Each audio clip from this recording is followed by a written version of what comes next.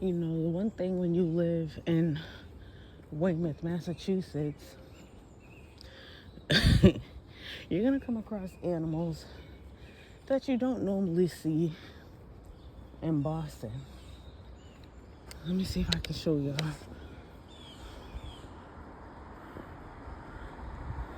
So, that's a deer. That's definitely a deer. He's trying to get across the pathway that I just came from. And there was another one that had, right where that white car is, another one had ran across. Like, I seen him galloping, running.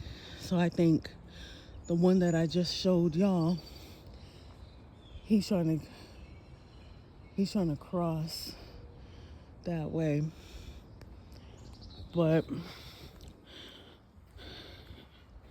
he'll make it. The animals over here tend to make it, except the little birds, because or rabbits. There's owls out here in Boston. You can hear the owls too, but I never seen them, and I never seen them out here. So the South Shore of Massachusetts has a lot of animals that for some reason you don't see in Boston. But yeah, I'm getting my workout early in the morning. I try to walk for at least 30 to 40 minutes before my husband goes to work, and try to break a sweat because I am 42 years old and I don't want to be one of those statistics that talk about black people have this and black people have that. And sometimes I feel as though the healthcare industry says things to people to make them feel like the doctors are telling the truth. And I always wanted to speak my mind about the healthcare industry and the history of black Americans. I can't speak too much about West Indians because they have their own healthcare industry in the Caribbean. But black Americans, those who are also called African American, and 60 years ago they were called colored and Negro. Excuse me. The healthcare industry has been telling us things about our body, and a lot of times we believe them. We believe what the doctors say. We believe what the scientists say. And there's nothing wrong with that, because you do need to know about how your body works and what's the type of foods that you should be eating, and how do you stay under a certain type of weight. And that can be easily done either just by researching your genetics, researching things that your family has gone through. But keep in mind, they probably lied to your family members 30 years ago, 40 years ago. So it got passed down that your auntie and your uncle and grandma so-and-so has diabetes, and auntie and grandma and grandpa so-and-so has high cholesterol and blah, blah, blah. When you really think about it, for those people whose family's been in the United States for 400 plus years, you probably didn't start hearing about, high cholesterol, diabetes until like maybe the 70s, 80s. But again, I looked up when the Department of Agriculture was created, which I believe was the early 1900s. The Department of Health and Human Services, also around the same time. All these departments of this and departments of that are the ones that play into the body type of what a Black American should have. They have said that I'm obese and I'm 230. I seen what obese look like. And that's on them my 600-pound life on what is it, Lifetime, where they just show a bunch of people who are over 600 pounds or close to it. And most of these people don't get up. They don't try to work out. They don't give themselves any type of motivation to lose any type of weight. So these people on this show, they sit down. I seen a family of copper color family where they were all going to, they wanted to get this surgery. And in order for them to get this surgery, they had to lose weight, lose a couple of pounds, which really consists of them changing their diet. Because if you are as big as 600 pounds, it's really difficult to walk. So a lot of those families, this particular family, they were trying to lose weight. Sometimes they would sneak in a meal here and there. The doctor would tell them, this is the diet that you need to have to, to try to lose some calories. You don't want to keep eating a bunch of calories. You want to lose some calories. So one episode, this one dude, he would order food at 8 o'clock in the morning. At 8 o'clock in the morning, order food that you would think would feed a family of 4. No, it was just him. It was just him, just eating for the family of 4 by himself. No one else was there. No, I'm lying. He had a cousin who enabled him to eat like that. She didn't even eat the food with him. She was just as big as he was, actually, and she was just, it was sad. So I use that as a constant reminder to not get to that point. And if I feel like I'm about to be 600 pounds, I get up. My diet has changed. I don't eat as much food as I used to. Now I eat like 2 meals a day. And I don't snack. Before, I used to snack in between, like constantly. But now I just eat twice a day, once at 12 in the afternoon, and then again around 6:30. And then I don't eat again until 12 o'clock the next day. So when you're not eating like that, your stomach starts to shrink, causing you to not want to eat like that. So I can't even eat like full course meals anymore, because I've been doing this for we're in July. I've been doing this since like June 1st. So yeah. And then I try to just walk up this hill and try to put my mind on something else so I can walk beyond the hill and not be out of breath as I'm talking. Because you don't want to do that. You want to be able to walk and talk.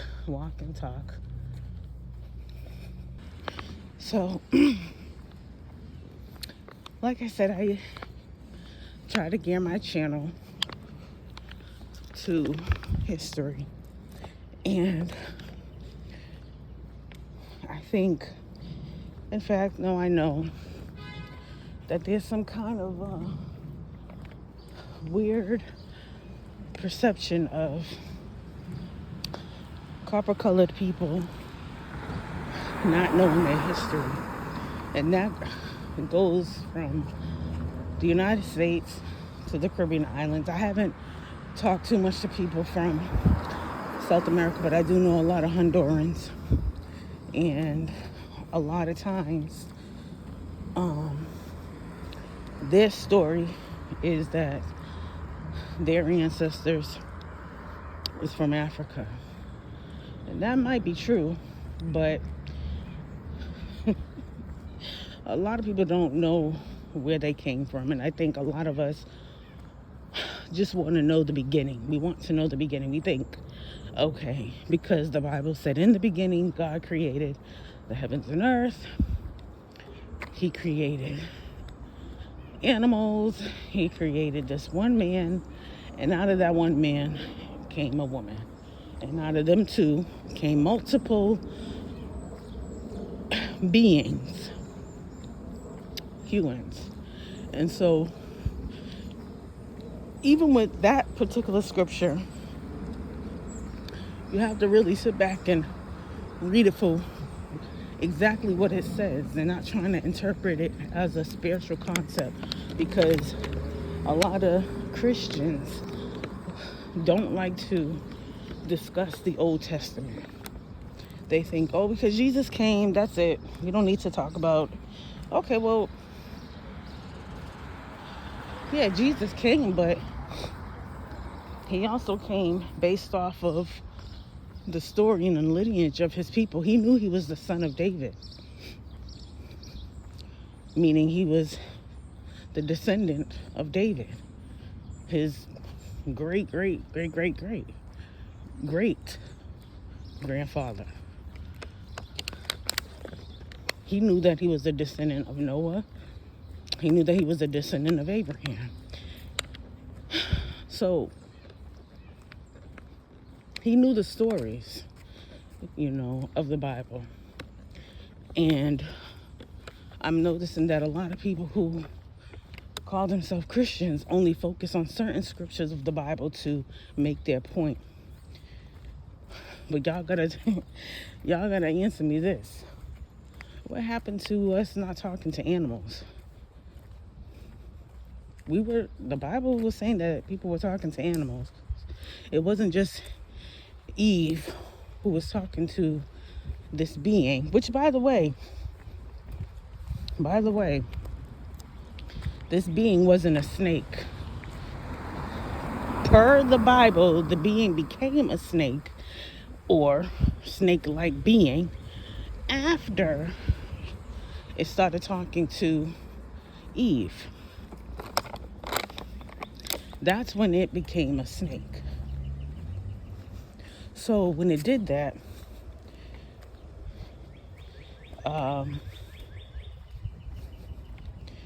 that still didn't stop human beings from talking to animals. I think there was the great-grandfather of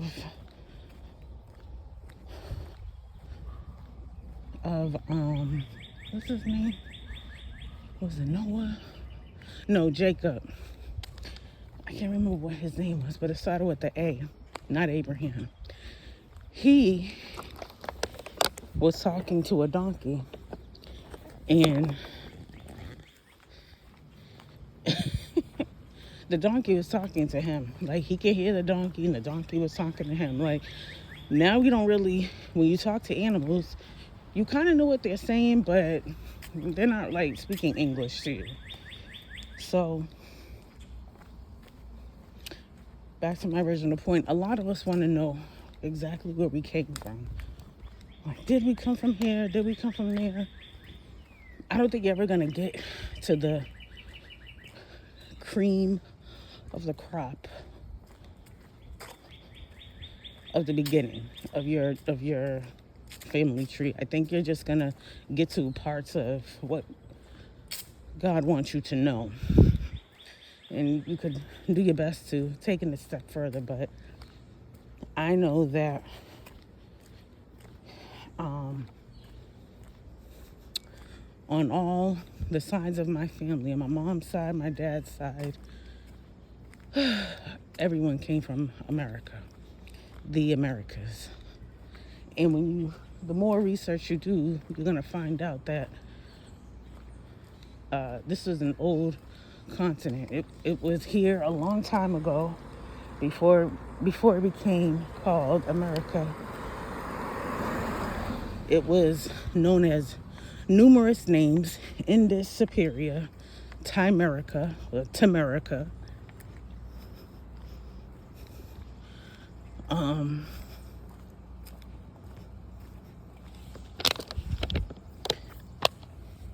And so you look at the different names that Black Americans have. We have multiple names too. Who is naming this continent? We don't know. Don't think you'll ever get to that. People, they try their best to say, oh, it was this person, it was this person, it was that person. You're never gonna really know who created what. So I just tell people, ask questions, get to know your family, study, research.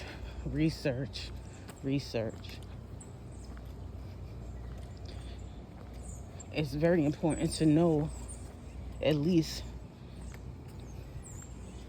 6 generations, if you can. If you can get beyond that, that's great. If you can't, don't worry about it. A lot of information that I get that I learn about my family, I use Ancestry.com. And again, I don't do the DNA test because I don't think it's accurate and I don't think it's real. You can be mad at me if you want. I know I got family members who took the DNA testing, and that's cool, that's them.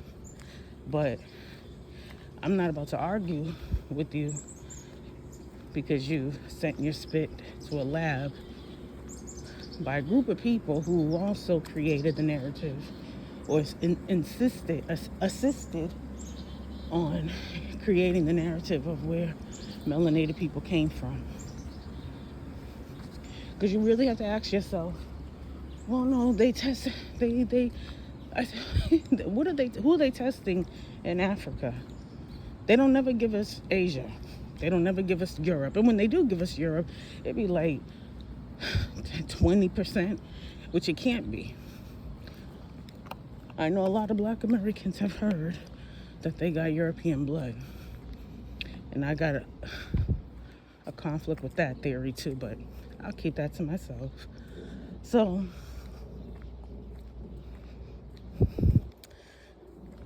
I say just do your research.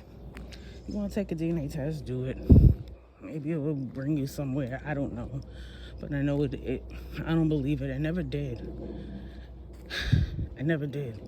You really have to think about who are they testing in that continent to say that that's where you're from. You got a cousin in Nigeria? It should be able to tell you who your cousin is.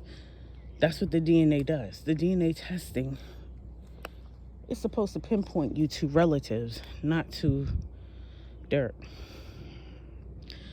So that's part of my channel, putting out the history of my people and all different other people too, but I'm more concerned about my bloodline. So I just try to come out here and walk 30 minutes, and then I might get on the treadmill and walk for another 10, and then start my remote job that I pray I don't have to work anymore, so that I could just be a stay-at-home mother, stay-at-home wife, take care of my kids, be married, and I have to work. That's what I want to do. I don't mind cooking and cleaning. I don't mind making sure the apartment looks decent every day, but I can't do that if I'm working. So, yeah. That's it. I will talk to you guys later. Bye.